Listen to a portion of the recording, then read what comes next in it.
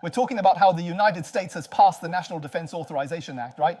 Okay, so we need to know that with the passage of this National Defense Authorization Act this time, the contents of the bill have already been made public. Originally, you see, it was S 3163, and then there's this ABL bill. So what is this bill about? If you look at the bill, it says that regarding US-Taiwan cooperation on joint drone systems, the bill states that the Secretary of Defense must, by March 1st, 2026, to initiate the joint development and production plans with Taiwan for drone systems and counter-drone systems, and then provide them for use by both US and Taiwanese forces. This must comply with the requirements of the Taiwan Relations Act, meaning that these systems are to be used jointly by the US and Taiwanese militaries. So yes, this is the latest development, that's right. If the US is using it, it must be the latest technology. The US would never use outdated equipment. Also, the bill requires the Secretary of Defense to brief Congress every year, all the way until 2029. So you can't just say, oh, we'll skip this year. No, it goes until 2029. It also includes provisions for reciprocal procurement. What does reciprocal procurement mean? It means the US has to buy from Taiwan as well. It's not just us buying from them, they have to buy from us too.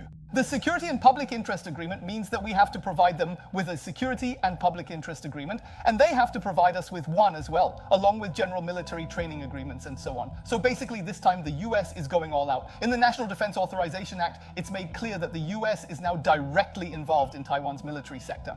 This is outrageous. This means Taiwan and the US are jointly developing drones, but where are they produced? They're produced in Taiwan. These are the latest models. US military drones Taiwan can now use. Yes, right. Oh my God, then Look at how many there are. Of course there are. Let me show everyone. Right now there's a company in Taiwan called Taiwan Chaiguang Technology. They've teamed up with international partners to present a comprehensive drone and defense solution. So what are we actually talking about? It's this drone right here.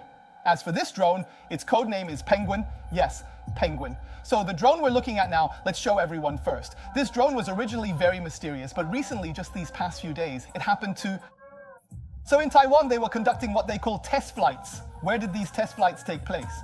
At our drone factory in Taiwan, flying around the Budai area. As you can see, our related newspapers managed to capture photos of it. This photo was taken from below, looking up. You can see that the aircraft's code name is Penguin CMK 2.5 VOVTOL. For this model, you should know that it's actually a collaboration with the American company H Autonomy. In other words, this is a project by Taiwan Chaiguang Technology. This aircraft was produced in collaboration with the major American drone manufacturer H Autonomy. Speaking of this aircraft, how far can it actually fly? It can fly up to 1,500 kilometers with an endurance of 12 hours. It can be used for national defense as well as for maritime patrol and reconnaissance missions. Now let's talk about this. During today's demonstration, many people were watching and wondering why this drone is so impressive. You see, most regular drones can only fly for about 2 hours at most. And for most drones, a range of about 300 kilometers is already pushing the limit, but this one can fly for 1,500 kilometers. So with a 12-hour endurance, its capability is more than 5 times greater. Now, why is it that the United States wants to collaborate with Taiwan? Let me tell you, when it comes to drones, things like engines or navigation systems, Taiwan isn't particularly strong in those areas, and we need help from the US. But what is Taiwan really good at? We're excellent when it comes to chips. So in terms of semiconductors or related software solutions, we're very strong. So what does this company, this optical company, actually do? The impressive thing about this optical company is something called LiDAR, or light detection and ranging. What is LiDAR? LiDAR emits a beam of light to detect objects. Like, for example, earlier versions of Tesla also used LiDAR. That's why Teslas can detect many things even at night. It's because of this technology. So what exactly is LiDAR?